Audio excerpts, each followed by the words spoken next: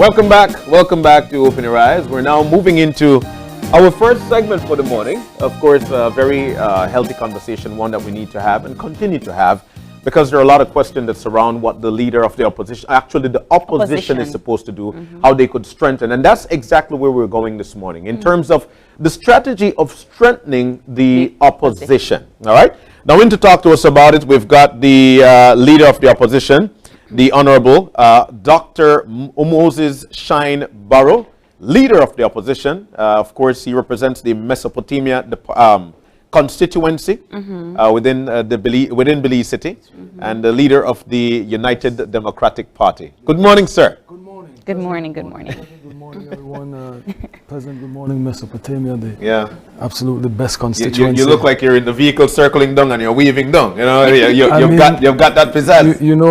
I am a Hebrew. My great grandparents, the Lindos, are Jews from Portugal, and so in the Bible, Mesopotamia is a centerpiece of the story of the biblical figures. And so I remember I spent some time in Israel, and then it would not be to me irony that I came back to represent Mesopotamia, which is where I actually was born. I was born on Carousel Street, which is the borderline between Mesopotamia and Collet. So yes, wonderful people. So let's get on into this. I mean, I'm done with the topic in terms of how to strengthen, or how you're going to strengthen your party. I'd like to ask, my first question would be, what is the current situation with the party with respect to your strength, and where do you plan to carry it from there? At this stage, we're still recovering from the last general elections. That was a turning point for the United Democratic Party. Previously, we had 13 years of consecutive success, 3 terms, the most successful party in post-independence. And we've had 2 prime ministers, one that served 3 consecutive terms. Dr. Esquivel served 2 terms. So we have had tremendous success at the polls. However, the beauty of democracy is that it is fluid, and that people have a right to expect more, to demand more, and you as a legislator you have to continuously work to sustain that trust and that confidence. And so I'll put a pin right there and say that is where we are right now. We are rebuilding the trust and the confidence of the electorate, because after 13 years, for some reason, as I was driving here, I was thinking about complacency and what a dangerous thing it is, whether it's in relationships, whether it's in your career, whatever you do, getting comfortable and getting complacent is the worst thing that can happen to you, because it prevents your evolution, it prevents your progress. And so after 13 years, 3 consecutive terms, some members have been there for 30 years, for 20 years, 5 terms, 4 terms. There becomes a certain level of, cruise control. And I did the McGill parliamentary studies, and in my paper that I had to write, I wrote about being a new parliamentarian and what that brings to the table. That those fresh prisms, that naivety that you could change the world. And so that's why it's good to have new parliamentarians rather than a parliamentarian that is going to be there forever. Because then that complacency sets in, that drive to revolutionize things is lost, because you get beaten down by bureaucracy and you get sobered by the reality of running into the brick wall enough times, and then you start to play things safe. So where we are, we have a lot of new candidates. You have people like Dr. June Young, who is a lecturer at University of Belize. She's our candidate for Cayo South. You have Ian Jones, former director of Sports Council. You have all these young people. You have Alobi Young. He's an educator, teaches music at, I believe, SJC. So we have a crop of new potential parliamentarians who I pray will bring that level of zest and zeal to change Belize, to contribute their building of the nation in their version to Belize, like the ones that have come before us did in the beginning of their trek. When's your success as the leader of the opposition? And then again, taking it back to when you won in the Mesopotamia division, are you where you feel you would be, especially as the leader of the opposition, your party, not you specifically? Do you feel that you are where you set out to be at this particular point? You are rebuilding from the past election. Are you where you want to be within your party? I would say we're totally on schedule, as all of the different, we've had controversies, but that is a fact of politics. We have not stopped as a party. As I said, Dr. Young, all of these new candidates have Ms. Asweta in Belize Rural South. We have Godwin Haylock and Shane Williams competing for Queen Square. A lot of people don't even know that the member from Queen Square is not running for the seat anymore. She's virtually retired from politics.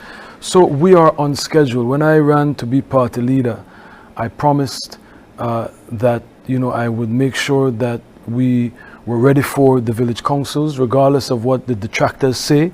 We fought hard in the village councils. I made sure everybody had the resources that they need. I visited about 20 villages in Toledo West alone, and I went all over the country, and we fought in Orange Walk North. Cervantes took a licking from the standard bearer, Mr. Carlos Zetina, in Corozal Southwest. My outgoing standard bearer, Dr. Campos, thrashed Ramirez. So again, in recovery mode, in rebuilding mode, certainly we did not dominate, did not come close to dominating, but we fought. And the fight was not to have victories on the board. The fight was to rebuild the trust and the confidence. So regardless of win or lose, what we gain from that experience in engaging the people is getting boots on the ground to say, yes, we know it's been 13 years, we know you might not be happy with the former area rep, but listen, let us turn the page. Tell me, what's the problem? How can I fix it? How can I promise to do better? And that is what serving people is about. It's about those relationships and getting that ultimate trust for people to vote for you and say, yes, represent me. So we're on schedule, village councils, we're on schedule. I promised that we would have standard bearers conventions, delegates conventions. All those things are on schedule, but unfortunately in the news, all we hear are the controversies, but internally, we are on schedule. When it comes to, rightfully you mentioned, this is a drastic change for any political party that has to rebuild. When it comes to you have new people in place, new standard bearers, it seems that is to be fruitful. You mentioned complacency and comfort. Where does the opposition stand now on changing their philosophies and mandates so that they're able to be a better, stronger opposition than they were for the past 13 years? Well, I as we go along in the new configuration of the UDP, we have to remember we are a conservative party. I said that on one of the other media houses. And I wanted to ask you, what does that they mean? were flabbergasted. It means that, our policies are strict as far as spending and being financially responsible with a balance of social compassion. And we have to adhere to those principles, but I'm a moderate. I always try to find myself with balance, never going on either extreme. And so as we proceed in rebuilding the trust, regaining the confidence of the people, engagement is very important because that drives your policies. While your policies could be centered in a conservative hemisphere, your policies need to be people driven. So what do the people want? Right. And you can't get that without engagement. One of the things I promise is that Belize, our party would not be Belize city centered, meaning that some intellectuals and aristocrats and technocrats from Belize City would not just come up with a manifesto and then push it out to the rest of the country. And that is why my membership drive, which was on track, the people who have been expelled from the party claim that, I dismissed everybody. No, membership drive is important because we need to test where we are. And part of that test is to get people to sign up and say, yes, I renew my membership, or we get new members. But again, part of the policy has to come from the people, and that comes with engagement. It comes with sitting down. I remember the last time I met with you guys, we talked about tech and how important that was, and getting technology to be a centerpiece of our society ambition. I have gotten a full scholarship for Howard, which will be a tech scholarship. So I talked about it, and I'm doing something about it. But again, these conversations need to be had in each constituency.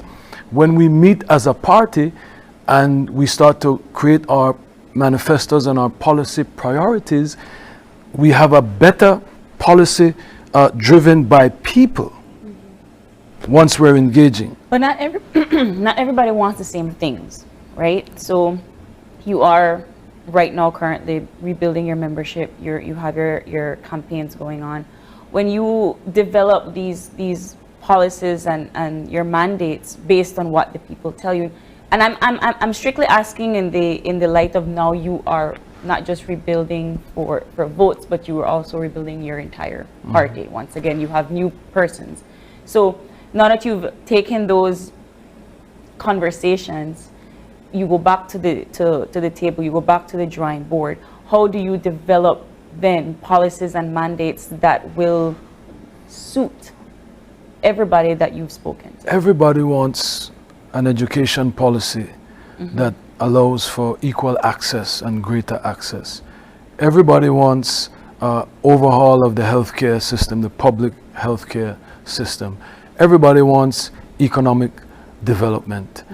Everybody wants good governance and anti-corruption. Everybody wants a greater investment in agriculture so that we can feed ourselves and we don't have to keep importing, and we can become an export nation. So to me, there's not a great disagreement or confusion as to what people want. I think those are the key things. Citizen security. Everyone wants that. And part of a strong opposition to me, again, I believe is the media support of our voices.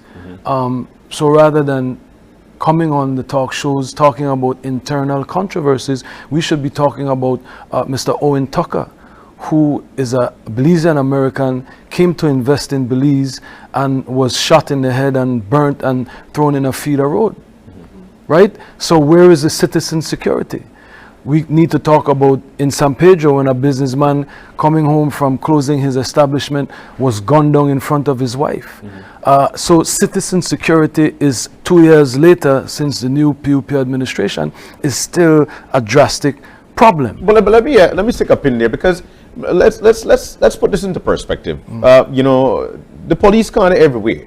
The police will not be everywhere. That's an excuse. Hold on. The police will not be everywhere. That's an excuse. And so while it is being designated as being designated as an excuse, come on, citizen security. I think one of the ways to eventually try to get that more on the roll is Try to get more police officers on the street. Well, I have a solution. Cameras out on the post, so that we are able to actually catch these perpetrators. We don't know where the troubles are actually starting from. Not according to the Minister of Police. We don't know the where Minister of Police said that he which knows brings us to the situation of citizen security. No, but the Minister of Police, the current Minister of Police, when he was in opposition, he said that the Compol know all of the bad men. We know who they are. We know where the guns are. We know who will get killed before they get killed. So what I want now is I'm in the no excuse zone, right? And it's the same standard that I expect to be held by when I am Prime Minister and the UDP is the government. And that's the only way we go forward. If we make excuses, no, we all see that, oh, well, crime is everybody's problem, and oh, crime is so hard to fix. But I remember when the UDP was in office, nobody never want to hear that. People wanted citizen security. And what's wrong with our citizens demanding the best? And so what is the solution? The solution I came up with is that we need to pay our officers more. Because right now our officers are woefully underpaid, which leads to an exposure to corruption. It leads to an exposure of underperformance, of malpractice, because you're living paycheck to paycheck. You have all type of bills. I remember there was an officer that couldn't even go into the bank and get a mortgage to build her home. Imagine, you're risking your life.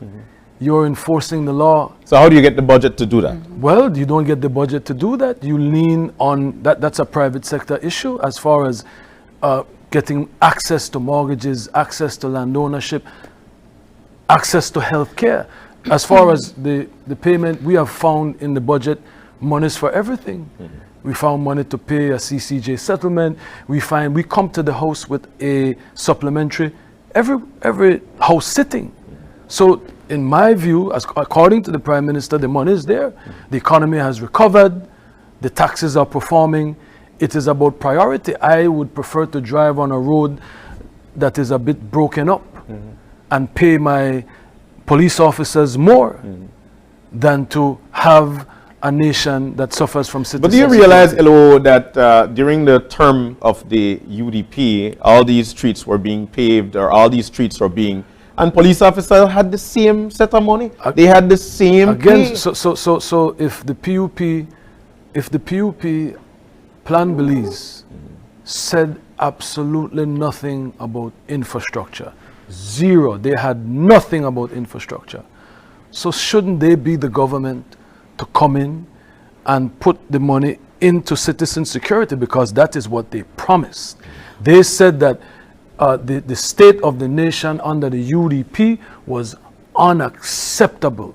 All of the murders, all the crime, this is not how we should live as a civilized society. So I would expect that the Briceño administration would not continue infrastructure development, but would pause that. They continue that even in COVID.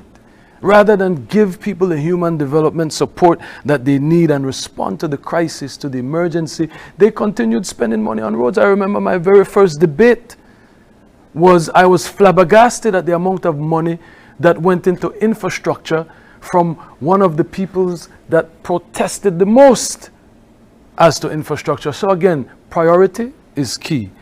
Policy, as you said, is key. If your policy is citizen security and we're not seeing that, then what is the opposition supposed to do? The opposition is supposed to just say, oh, well, when the UDP made in our government, we never do a good job at citizen security, so we can't say nothing. When it comes to, I mean, sure, and I think anybody that serves the public should probably get an increase in pay. But when it comes to not just having persons in these positions go corrupt, but what kind of strategies are there in place, not just with this administration, but the current, the previous administration to strengthen skills and techniques within their particular positions and fields? And I say this because, yes, you know, again, public servants, they do deserve a a raise in pay because they do serve the public. But when it comes to discipline and character and sharpening certain skills, particularly in those in authority and in the defense force and police, we are lacking in that. And there are certain areas where corruption shouldn't be acceptable, even if they get a low pay. So how do you challenge that by just saying, well, they need an increase in pay? I mean, it's not as simple as you've made it. You look at a child that goes to school, something as simple as a feeding program. You can't overstate how critical that is, because when a child goes to school and doesn't have breakfast, doesn't have food, how can that child think? How can that child function? How can that child excel? So the salary for our security forces in particular is a critical issue. If you can barely feed yourself, you can barely feed your family, how could we expect you to exercise the discipline, to exercise the type of standard of professionalism that you expect as a citizen? But everybody is expected to do that. Every person in society is expected. Look at the teachers, look at other public servants, look at anybody that is working in an office. We're all expected to perform under a particular pay. Nobody in Belize is paid according to their qualification. And that needs to change. That needs to change. I'm just telling you, but we're speaking about citizen security. In particular, I do believe the public officers should get their increments. I don't believe that CEOs who do work hard, I work with CEOs every day as the leader of the opposition, because we need to get things done, and professional from the office of the Prime Minister down. I'm not putting them under the bus. However, they make more than me. They make $80,000, $90,000. So why would they need to get increase in allowance when they were not a part of the Barrow administration? They are new hirees. So they came in with a certain pay structure because due to COVID, CEOs got their pay slashed. But these CEOs didn't get anything slashed. They just, when they signed up, they didn't sign a contract saying, oh, well, you'll get your money back. But the public officers had a negotiation with the Briceño administration, and they were promised once the taxes start performing, once we start recovering, you'd get your increments. And so they should get that, because those things are not just about money for money's sake. It is about quality for life. The better your life, the better you are able to procure the essentials, the better you function as a professional. So we need to look at that. Poverty alleviation is a real thing. And that's the truth. Poverty alleviation is something that we've been And so imagine our public for officers a while. On the lower scale. Imagine our security forces having to deal with poverty. It's But you do have big pictures ahead. You do have goals that you want to carry out as the leader of the opposition, should your party become the successful party in the next general election. Excuse me. But in order for that to happen, LOO, you need to have everybody on the same train. There must be the buy-in process, and at this particular point, there is not that within your party. There are infractions within your party, and no, hold on. There are infractions within. There is there's the caucus for change. There is also the other that is, of course, being driven, and I think this is obvious, by Patrick Faber and his team. He's not how do you? But these folks are saying, you know what? We are UDP, and while they're saying that they are UDP. And they're loved by some people, so much so that now I think he's actually running independent within his constituency, going up against your guy Ian Jones. Now, how do you try to put this together? Because we can't continue to fight within a party and expect to be successful. How do you streamline this situation? And then we'll go to the John Saldivar situation. I completely disagree with you, and I believe it is a narrative that is so obviously manufactured by people who have a interest in the matter. I have yet to hear you come on this morning show and say, how could you have a member from Collet with a video of him headbutting his partner after he resigned for being arrested. I think that And have been said. No, countless times. no. I pay attention. I pay attention. I paid keen attention because I always wondered why people so interested about this one person. It's only one person. One seat. You have to let me finish. I didn't interrupt your proposition. And that is why he's no longer a candidate for the UDP. Because the party is not surrounded by or doesn't revolve around one individual.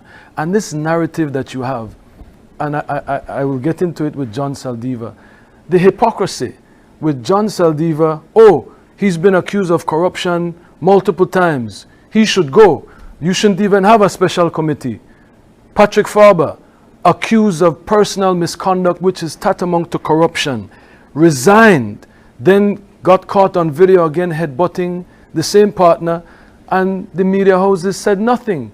Yet you continue to spew this narrative of the party not being able to move on without him. Excuse me, let me finish. We have moved on without him.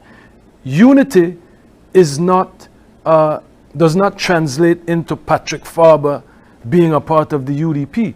Unity is Elodia Aragon, who did not support me to be party leader, now fully on board with my leadership. Unity is Alfonso Sanchez in Toledo West, who did not support me for party leader, being fully on board with my leadership.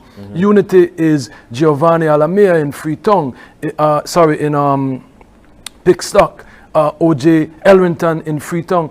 All people who did not support me or who are independents that have now come on board. That is unity. Unity is at least 25, 26 of our standard bearers working together for one purpose. Unity is not 31. Nobody has 31 people singing from the same hymn sheet. And one person who has resigned because of personal misconduct and who continues to engage in personal misconduct, how could that person be the standard by which you hold me for unifying the party?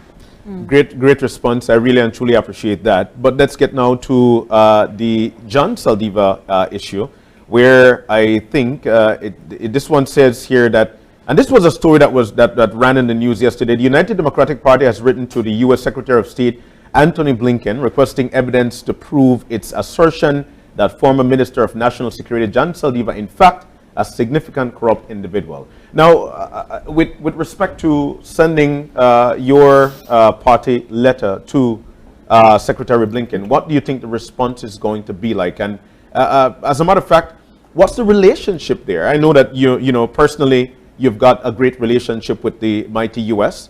What do you think the response is going to be like? Well, let me start by saying that I totally abhor endemic corruption. I believe it is a problem that has plagued Belize for more than 41 years, but certainly in our post-independence by both governments. And I believe that these politicians who act with impunity because they could win their seat 4 times, 5 times, they're there 20 years, they're there 30 years, that is a threat to our nation. It is a threat to our economic growth, and it just impacts the morality, the morale of our nation, and so I denounce it in every form. So when this matter came up as far as the Americans, who again, not just I have a personal relationship with the Americans, Belize has have a great relationship with the United States of America. They are our #1 bilateral partner for the past 41 years. They give the most to Belize. It is something that you have to take serious. And my immediate response was that you have to condemn corruption and you have to treat this matter very serious. However, we live in a nation where natural justice and due process is a fundamental principle of our democracy. So while the Americans took the steps that they needed to take to protect their national security based on the information that they have, I, as the leader, believe that we needed to have an opportunity for Mr. Saldivar to be given due process. So the letter, so I convened a special committee, which comprises of the ethics chair and vice chair, the nominations, the entire nominations committee, because they are very critical in moving forward, the party chairman and the rules chair, so that we can look at the matter not just of legal innocence or guilt, not just based on what Secretary Blinken provides to us, but the totality of all of the allegations that have haunted and dogged Mr. Saldivar in his entire career as a politician. That needs to be considered, because we are not the Supreme Court, we are not the Magistrate Court, and we are not seeking a perfect justice. We are an institution that is seeking to rebuild the trust and the confidence of the Belizean people. So this matter is not just preponderance of reasonable doubt or guilt and innocence in a technical form, but it is to consider everything. Okay, you were moved as Minister of Immigration by Prime Minister Barrow because of an allegation of corruption, passport selling, bribery, etc. You were suspended from the cabinet because of the Danny Mason situation with the beheading of Pastor Lou, and you were again expelled from the cabinet because of Lev Derman, and again the removal from the Ministry of Immigration I did not know about. The confession as to the misappropriation of the Coast Guard vessel we knew about, but Mr. Saldivar has now admitted in greater detail on a recording that he took Lev Derman on the vessel. First, it was using it for his sports team, which I don't agree that unless every sports team, unless every owner of a sports team was allowed usage of the vessel, that's maybe a different story, but I don't know that there's any proof that other sports teams were allowed to transport their teams using the vessel. The information of Mr. Saldivar on recording, which he has authenticated, saying that he took one of his biggest donors on a fishing trip using our military, using our Coast Guard.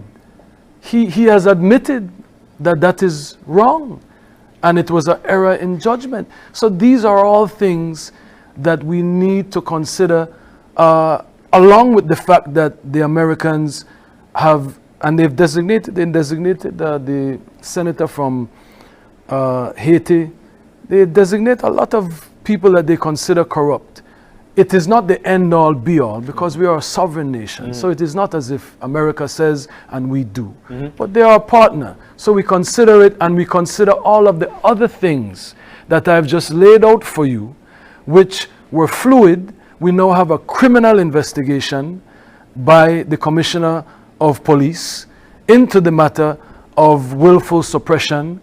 And these are all things that, as an institution that is trying to rebuild the confidence and trust of the Belizean people, we have to consider, what message do we send to the Belizean people? What do we project?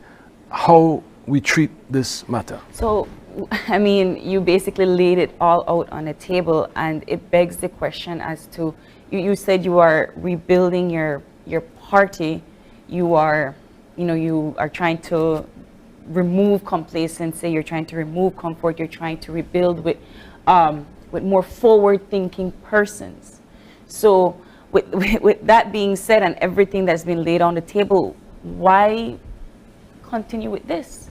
Because justice doesn't work like that. You could get arrested 100 times, and the 101 time in your opposition that has all of this baggage, and this will hurt. Yes, because then it's not just the blatant the amount of allegations that are before on the table and whatever trust you lose with the person, but it is the sheer arrogance But we have to have due of his process. behavior do that you, tells do you disagree with due process? I don't disagree with due So process. allow the but then process, why would you allow- want this in your party? Ma'am, I've come here and been brutally honest. Yes. I did not come here and paint a pretty picture of an ugly situation.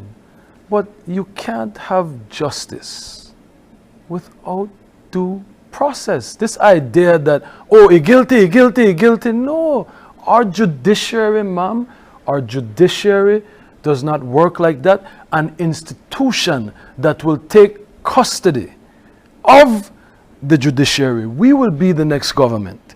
And we will have to make sure that justice is meted out in a fair and transparent fashion. You can't say because that's your opinion and that's my opinion. Right? Maybe there are other people that love John Saldivar and see it completely different and say, I don't know where you to talk about Miss Lady. Shyne, I don't know what's wrong with you. Shyne, Saldivar, me support you for be leader. And look how you to talk. Right? So justice and due process is you take everybody's position into consideration and then you make a final determination. So Mr. Saldivar will be heard, his representative will be heard, he has been given full disclosure of all that we are going to consider, and a decision will be made. We may arrive at the opinion that you and I share, because you may disagree. You may feel that Saldivar is like Faber and he have a lot of support and how, oh yeah, broke up the party because now the party will be divided because remember you want unity. So if you don't have Saldivar and you don't have Faber, there is no opposition. Right. We've got to stick up in there. We've got to stick up in there. Great run out of conversation. We're totally out of time. Yes. The Honorable Dr. Moses Shyne Barrow, we're so grateful that you were able to come on here and share with us, you know, your party's forward and, you know, discuss some of the issues that we feel and are very good for conversation as well. Thank you so very much, and we hope to see Thank you for having me. very, very soon. Yes, talking about He national come issues. back 1 year later. Talking about national issues. National issues, We indeed. spoke about national Because issues. Yeah, well, we're going to stick it there. We're going to take a break, though. We need to go. The time has gone by just like that. When we come back, it's going to be on National Disability Week, Autism in Belize. We'll be chit-chatting about that when we come back. Stay with us.